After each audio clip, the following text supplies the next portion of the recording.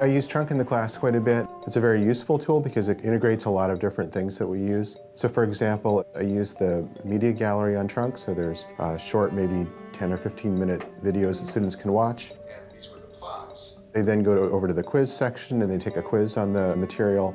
That helps to prepare them for the class, and we get to spend more time in class actually working through problems.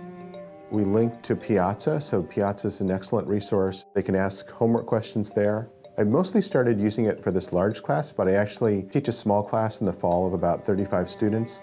And even there, for that size, it's still useful, because generally if one student has a question, a number of other students have exactly the same question. When they're done with their homework, they submit it. They turn in their homework to an auto-grader that gives them some feedback as to some automatic scoring of whether their code produces the right outputs. And then they also turn their PDF in to turn it in, where TAs can mark through and evaluate their discussions, their plots, because a lot of times, especially later in the class, the homework is they have a little data set and they're doing some analysis, and they should, comment on what they learned from the data set or what they saw as limits of the approach that we're using. It's kind of a complicated system, but what I found is, Tufts students are really good students, so if you explain it early and stick with it, it seems to work out.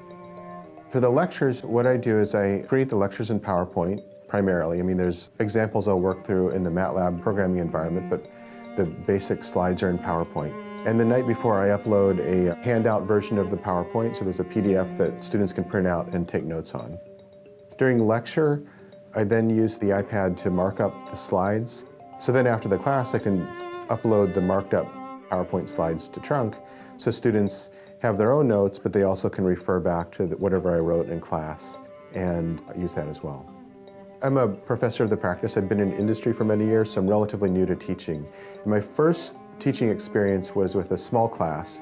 And in a small class, I've used kind of traditional lecture, chalkboard, all that, and it can work fine. My experience with the larger class, like ES2, is that, that can be very dry if you do that in a very large class. And so the technology is a way of kind of breaking things down into pieces, making it more accessible, and that's really the motivation for trying to work technology into this class.